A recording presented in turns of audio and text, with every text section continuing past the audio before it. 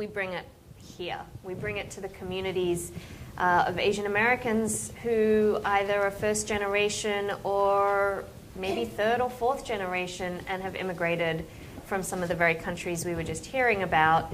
And, Jonathan gave perhaps the exciting headline on our two guests that I'm the only non-genius on the stage.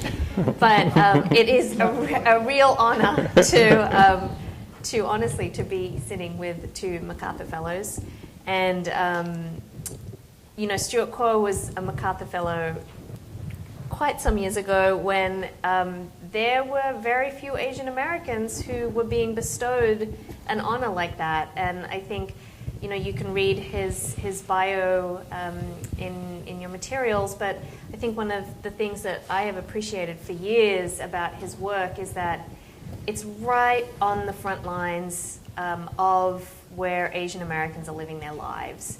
And his organization that he founded, Advancing Justice, has done some of the most important work that you probably know about, but you don't know that someone like Stewart is responsible for it. And a lot of that work is in building bridges with other immigrant communities and with other communities of color and low-income communities. And I think that work is thankless, and it largely happens behind the scenes. And unless you're in the trenches with community organizers every day, you don't see the kind of work that Stewart and his staff are engaged in. So it's an honor to be here on the panel with you.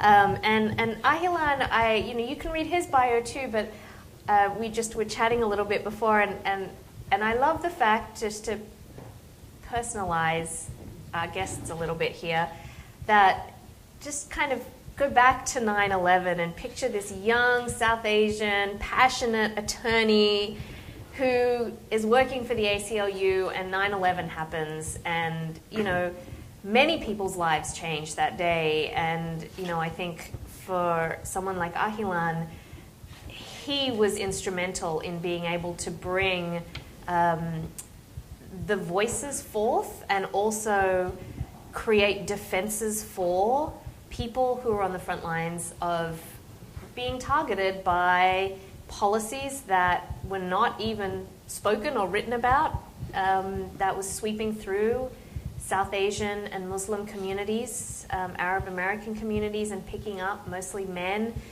holding them and making them register, and really kicked into gear a deportation arsenal that obviously has existed, but Ahilan has been on the front lines of creating defenses, of fighting all the way to the Supreme Court for rights that citizens of this country would take for granted that non-citizens don't have. So we have two very esteemed panelists, and I want to start by asking you both, obviously no one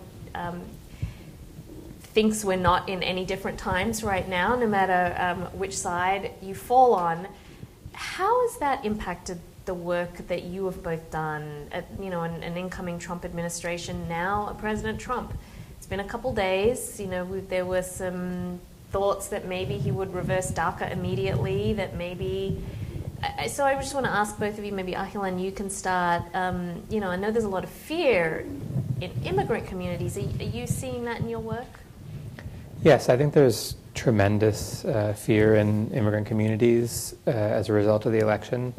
And I'm not sure that one of the prior panelists had said that personnel often is policy. And I think, for me, I'm not sure that fear is really entirely unjustified, because you can look at the things that the president said on the campaign trail, and then also look at the people who he is empowering in the administration and look at their record. Senator Sessions' record, Chris Kobach, who's in the Trump transition team for immigration, who was sort of one of the architects of the Arizona SB 1070 law. And I think that there is a lot of fear, and in many ways it's probably justified. Do you feel just in people who you're representing, people who you're talking to, maybe folks come to you when they're already in the system, when they already have a veritable fear? Is it just that I mean, can it get worse for them? Because the deportation arsenal under President Obama, he was nicknamed the deporter-in-chief. Yeah, I mean, that's a great a question for me thinking right now, because we have this case about immigration detention, which is pending in the Supreme Court. And we made a tactical judgment at different points in the course of the litigation that it was really hard to imagine any coherent legal position that could get any more extreme with respect to the rights of immigrant detainees to due process. There is no farther right to go from the positions that the Obama administration has taken in the Supreme Court and in the lower courts as well. I could elaborate on that if you want, but basically their view is you can detain immigrants while their cases are pending for as long as the government is continuing to proceed against them, even if it's for years. And that's as extreme a position as you can get, more or less. So in some respects, I think it cannot. But there are other areas where I think that's not true. Obviously, DACA is a huge example of that. But also, I think the Obama administration, even as it has increased the number of deportations so dramatically, and there's more people deported under President Obama than I think in the first 80 years or something of all deportation policy in the history of the United States, something like that, and much more than under George W. Bush and any prior administration. At the same time, other policies were abandoned, like the worksite raid policy, which was a huge issue here in Los Angeles in 2006, 2007, and that policy was abandoned as being just draconian and incredibly harsh and inhumane and not very effective. And I know that at least some of the people that have been in the Trump administration have expressed an interest. This is like coming in through newspaper articles, but have expressed an interest in restarting that. So I think it could get worse in some areas, even though there are others where it's sort of at the outer edge already. Stewart? Well, first of all, I want to thank the Asia Society for inviting me, and it's nice seeing you. And Deepa has had a wonderful career, including with KPCC, which I was on the board of for 12 years. So my wife and I have gone to more demonstrations in the last week than we've gone to in a number of years. She actually went to 2. And I went to the Women's March with her on Saturday. So thank you, Pat, for taking me. We see that there's a lot of anxiety and fear in the Asian American community.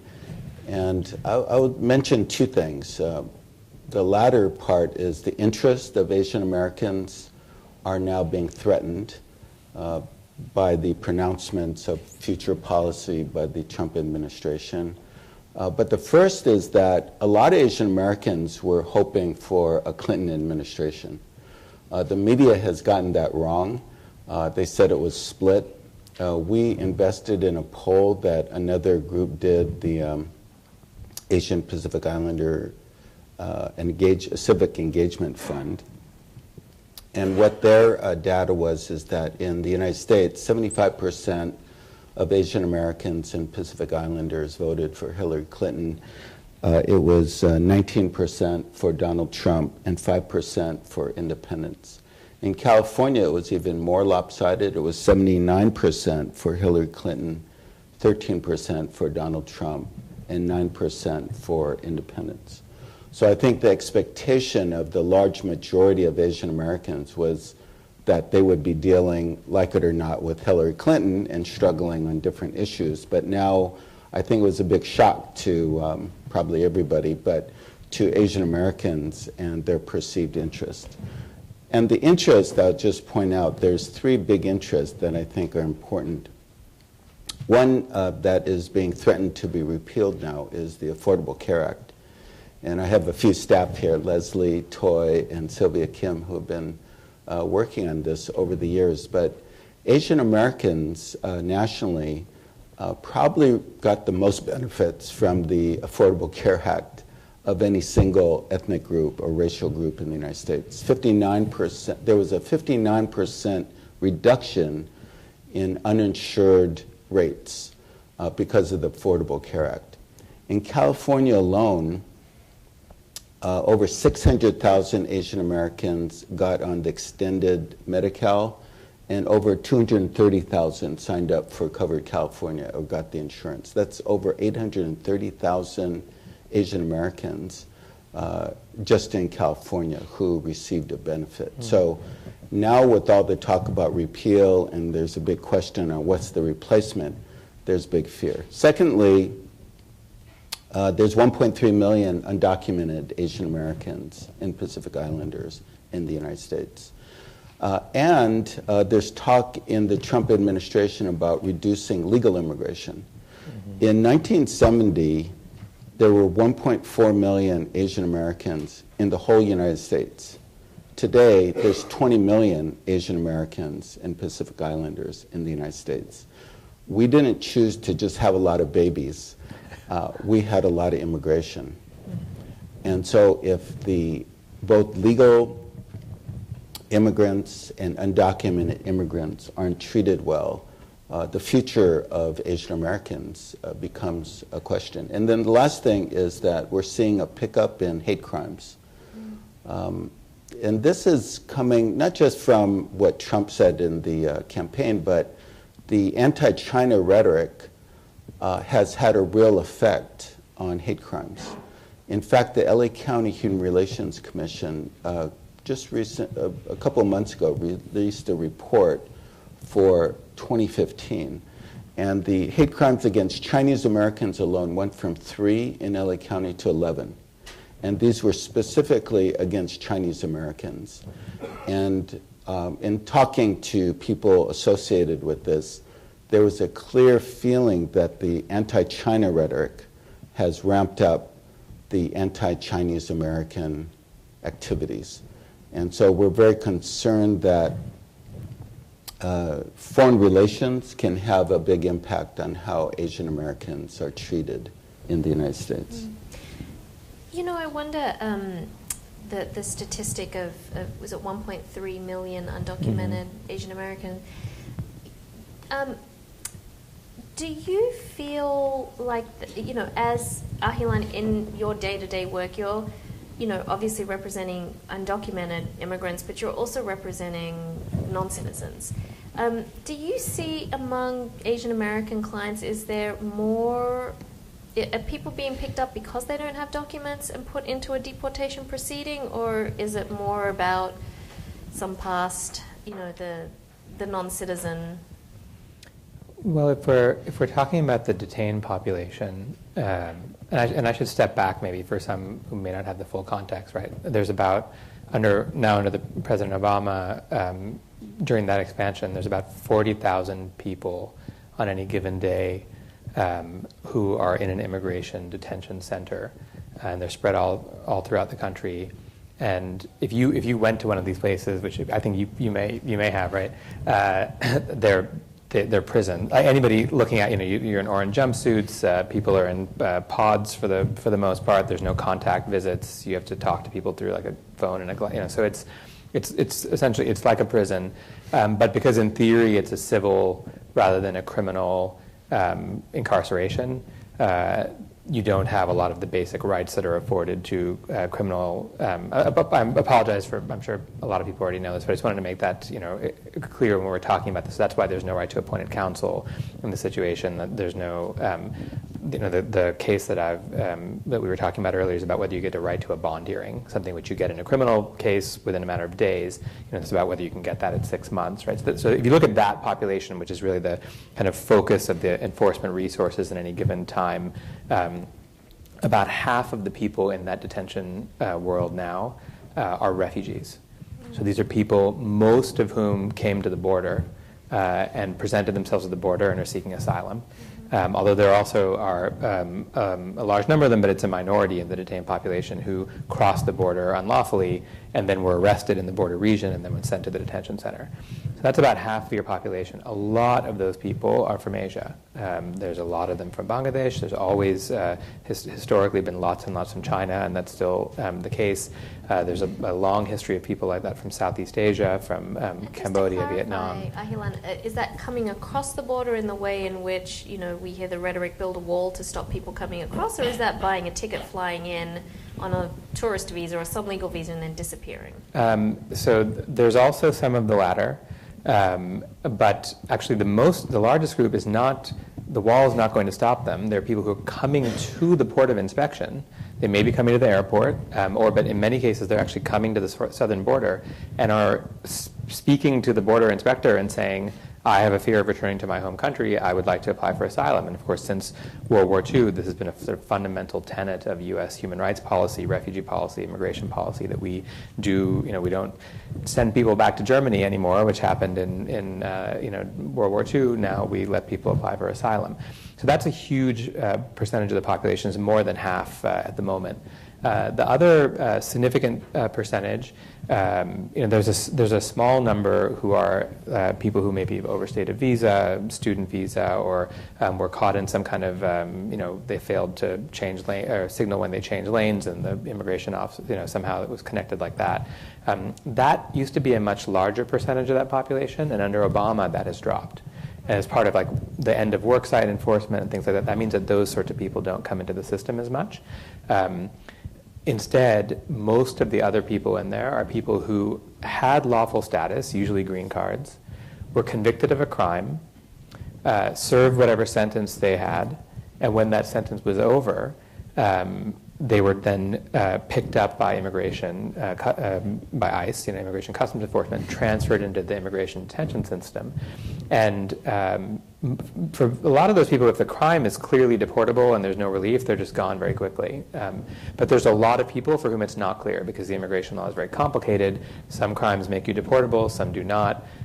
We could have a law that made like petty theft and every crime deportable, but we don't. Simple drug possession, we don't. Instead, it may, but you can also ask for relief from a judge and things like that.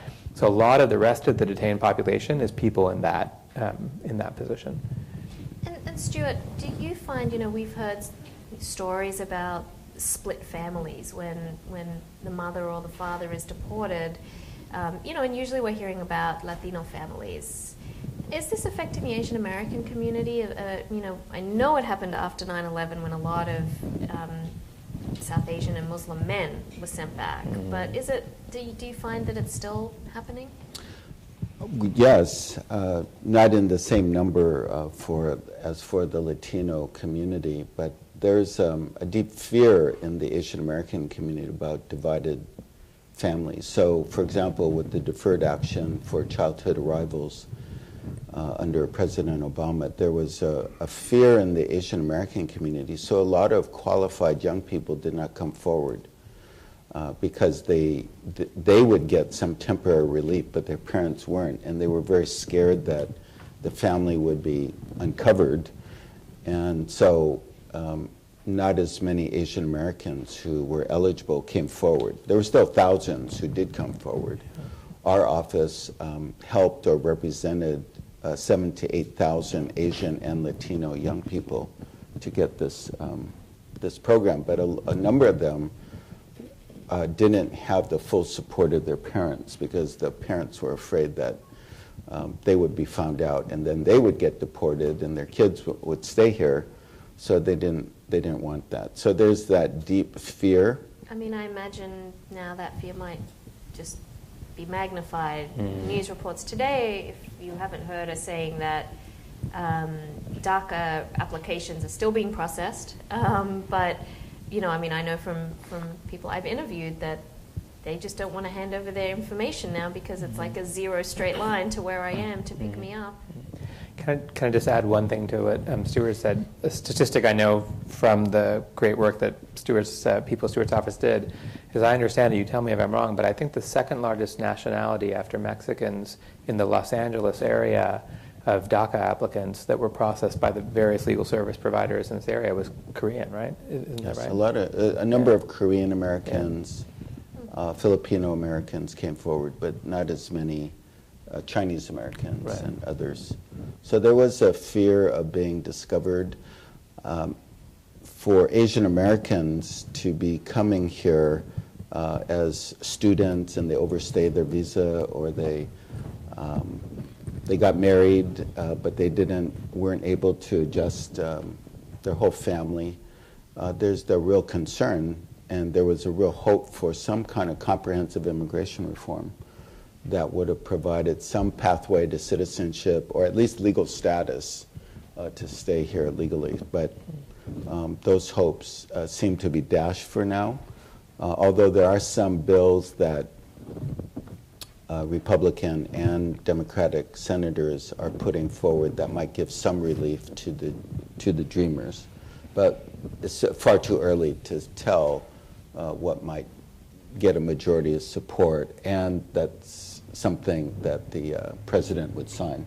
So it's far too early to tell, but there is the fear. So a lot of groups are doing a lot of Know Your Rights sessions, a lot of information on our websites or on different weekly updates, because people are wanting to know what will come about and what their rights may be. I want to ask you both, just to focus very locally for a moment.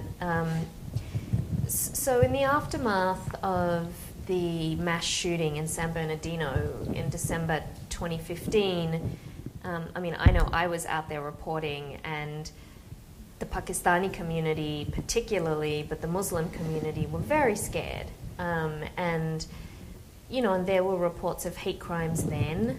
I'm wondering if either of you, then it kind of just, all of us reporters dropped off that story, and we haven't heard from, I wonder if either of you have any updates on, and then I think I fast forward to a Trump administration where, we want to be very, incredibly much more tough in communities like that after a terrorist or a mass shooting. Mm-hmm. Is there any update on the Pakistani or the Muslim community in San Bernardino?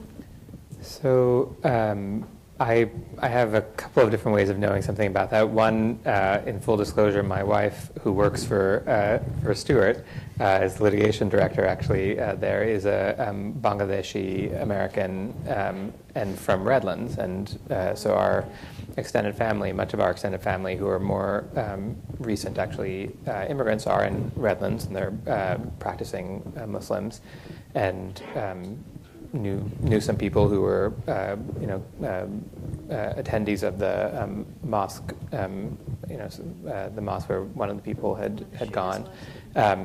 We also had some intakes in the immediate aftermath of the shooting of FBI sort of very forceful kind of interrogation with respect to people who. But I just say, at least in the cases that I'm thinking of, people did have they weren't just people from the same community. There were people who had actually talked to the shooters, although not in any just like had some contact with them. So I have sort of an interesting perspective on this because on the one hand, there was that kind of initial outburst of activity. There was also hate crime. Some kind of really ugly sort of hate crime that happened right in the immediate aftermath of that. But I also think about it in comparison to the way that, because I first came here in 2004 to Southern California, to the way that the FBI engaged in surveillance and I think quite a lot of sort of intimidation tactics with respect to Muslim communities in Irvine, and in as soon as you say FBI, then like the stuff starts. It's just like it's so that was a joke. With the way they was sort of mass surveillance, the use of informants, arrests of imams, prominent imams in some of the very large Muslim communities in Irvine, Buena Park, all those sort of South LA, North Orange County kind of places. And I actually think the response to San Bernardino was much more measured compared to what had happened in the 2004 to kind of 2008 period. That's not to defend a whole variety of other practices of the Obama administration, the no-fly list, and you could go on and on, but which is also, it affects a small number of people, but a lot of them are Asian, a lot of them are Pakistani, Afghani.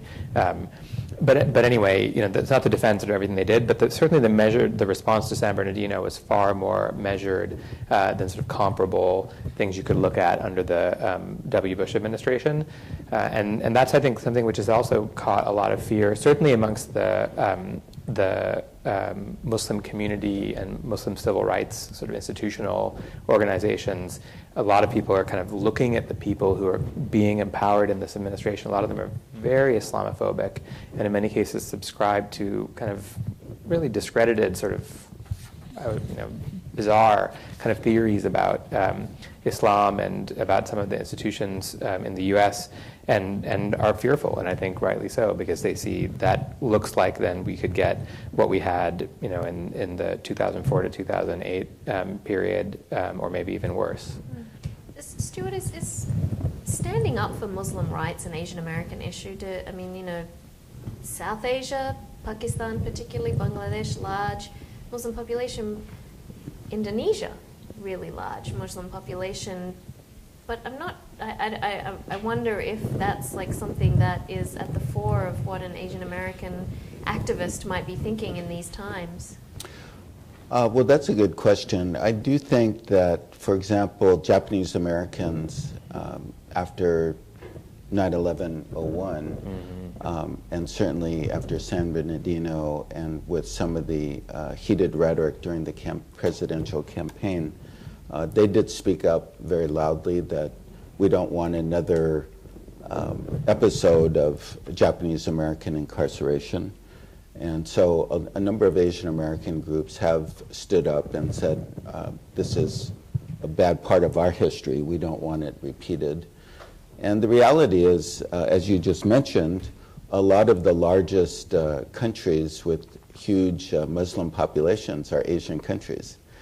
And so I think Filipino Americans actually saw that during the campaign when then the candidate, Donald Trump, was talking about the countries that he would like to not see bring in immigrants because they're dealing with a lot of terrorists. And in one of the comments, the Philippines was included in some commentary. And so a lot of Filipinos took great offense to that. So I do think, while it's not I wouldn't say it's the main issue that Asian Americans are paying attention to, there is a sensitivity in our community that we are an immigrant community. So if you come down harshly on immigrants so unfairly that you're just generalizing and stereotyping everybody because of the actions of very few individuals, it's not fair. And I teach a class at UCLA, and I was asking them, why did the vote go down the way it did? And one Japanese American student said, I'm a fourth generation Japanese American, and my family was interned, incarcerated during World War II. And we remember that. And when presidential candidates talk about banning whole groups of people based on their religion or based on race, we won't support that at all. So I do think there's that sensitivity in our community that, after Prop 187 in California, I think people understand the backlash by the Latino community. But people are a little less aware of the trend in the Asian American community to become more aligned with the Democratic Party. And I would say that a lot of Asian Americans fear the anti-immigrant attitudes that they're perceiving from a number of Republican leaders. And so they don't agree with that. Even though actually there's some issues that they would agree with, but when it's that anti-immigrant, they just can't go there because 2/3 of Asian Americans are immigrants. Actually, only 40% of Latinos are not born here. But 2/3 of Asian Americans were not born here. And so there's a great sensitivity that America is great because of our immigrants. And many of those people have family members who are either undocumented or are the 1.5 million Asians who are on waiting lists to come into the country. So if you would ask a lot of Asian Americans, does the broken immigration system need to be fixed? They would say absolutely yes. And it's got to be fair for everyone. So I'm going to open it up to some questions in just a moment. I just want one speed round, lightning round. Are there any benefits for Asian Americans coming in the next 4 years?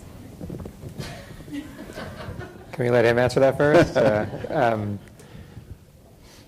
mean, on the immigration, I mean, the only thing I can say sort of in terms of immigration policy is if you look back historically, in the recent past anyway, if you're pro-immigrant and pro-immigration, the best legislation has been passed by Republicans, like overwhelmingly. And for the most part, the sort of worst, if this is your kind of view, has been passed by Democrats. You know, and the last sort of large-scale legalization was passed by, or was signed by Ronald Reagan, and was then expanded sort of administratively under George Bush, the first, George Bush. Probably the most draconian immigration law in a century was signed by President Clinton, the 1996, immigration IRA. So. Often immigration doesn't cut Democrat, Republican. It does odd things. The coalitions shift in different kinds of ways. There's George W. Bush favored comprehensive immigration reform and tried for 6 years. It wasn't the #1 priority, but that was the position of the administration. They tried, to make that happen. Other than that, I'm not sure there's a whole lot I can say. Certainly, the people who are in power now don't sound like that's what's on their agenda within the Trump administration. But there is that, I would say that if Asian Americans and Latinos in particular really come together to oppose these policies, then Congress will start acting to have some either moderation or perhaps some good bills. But it all depends on whether Latinos and Asian Americans rise up and say, we're not going to stand for these anti-immigrant policies. Because Republicans do want to keep the Congress. The 2018 elections, all Congress people will be. Do you think a lot of Asian Americans went out to the marches on the weekend, on Saturday? Well, Pat, we saw some, right? And there were some, but I think that's the question. Yeah. We did 70,000 calls. Get out the vote. We're nonpartisan, but we want people to vote. And during the presidential election, so I think there's great interest in the community. The tradition of doing a lot of mass marches, maybe isn't there as great, although there's a lot of young people. When you look at South Korea has some of the biggest labor mobilizations, India, Bangladesh, Indonesia. I mean, Asian countries. I think that's always fascinated me that there's a disconnect between the massive take to the streets and stay until you get what you want, not stop by Starbucks on your way home of the Women's March and feel good about yourself. Anyway, but let's throw it to the audience. A question for both of our speakers, and I'll keep it short. To what degree, or let me go back, Ambassador Ashok pointed out how many 100,000 plus students from India come. China sends even more students to the U.S., and it is a fact that many American universities survive on the basis of their international recruitment. Without international students, they would go under.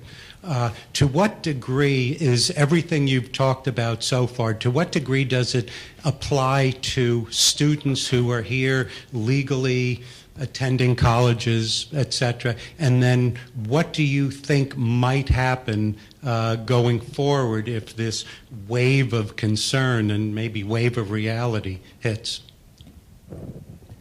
I think there's two things that have been said that apply to it. One thing which Stewart had said was that there are calls in the administration to decrease legal immigration.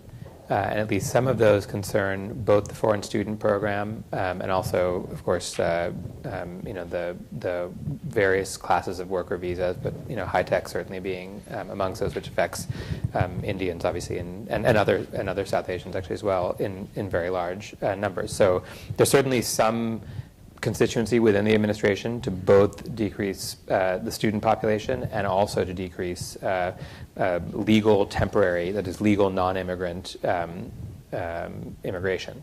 The other way that I have seen it arise in my work is that it's a funny feature of our immigration system that when you come to the airport, the person at the airport, the Border Patrol officer at the airport actually has the authority to not honor your visa and not let you in. And we have seen both in that context, like directly, because the agent is suspicious or says there's some discrepancy here or asks you questions that suggest that you might be working and things like that. And then also where the FBI is trying to cultivate informants among students from certain countries. The second largest, as I understand it, Muslim country in the world, or maybe it's the third largest, is India, but it's a very large Muslim population in India, many of whom are students who are coming to work in this country. And that's an intake that I have gotten consistently over the years, and other people in the ACLU have gotten, of students having their visas jeopardized in one way or another because the FBI or some other, or the immigration directly, some other a part of Homeland Security is interested in that. It affects a small number of students, no question, compared to the many, many that are here. But it's interesting to look at those kinds of enforcement practices and then see, well, how would those change under, those are practices that were sort of small scale, but were sort of approved and happened under the, Obama administration and predated that as well under the Bush administration. And it's interesting to see if those things might expand. I would just say that I hope that the political relationship between our two countries stays on a good level, because I think if it really goes downward, then I don't have a doubt that it will affect the foreign students coming over here. I think it's been a great program for America because those students get a better idea of the United States, especially the American people, our notions of fairness, which overall we've progressed a long ways. And so that would be a shame if there was curtailing of those programs. And I think, from an America First perspective even, that has helped America. So I hope the relationship doesn't go downward quickly, because I'm pretty sure that the foreign student or the student exchange would be very seriously affected, which would be damaging to both countries. Just to add in a little note is that the key immigration advisors at this point have openly stated in the past, have written a part of groups that have tried to curtail very hard this kind of immigration. So it's not an unlikely scenario.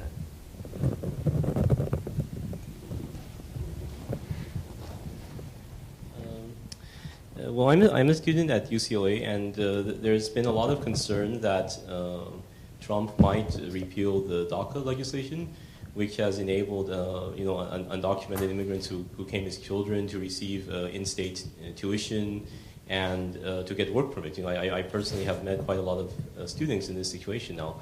So I would like to know, is it really within the new administration's power to unilaterally repeal this legislation without the approval of the Congress and the court system? And then what can be done, if this actually happens?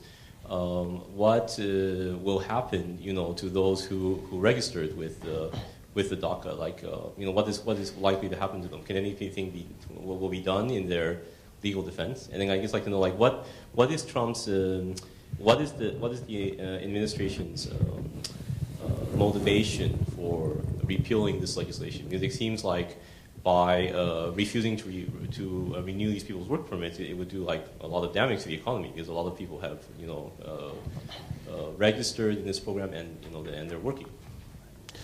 Well, first of all, so we only have a couple minutes left, so I'll ask you to keep it brief. Okay. Well, unfortunately, executive orders are starting to already come down. One has not come down to abolish the DACA program yet, but our staff has a core of people meeting every day because we're looking at each executive order. We do anticipate repeal, a change of the DACA program.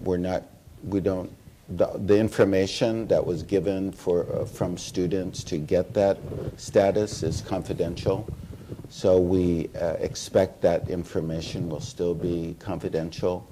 Many people are looking at alternatives for the work situation. So that's why a lot of people are very concerned about what will come down on those programs. Yeah, and just to add briefly to that, it's not, unfortunately, legislation. If it had been legislation, then this discussion would all be very different. But there were attempts to pass legislation to legalize that group of youth.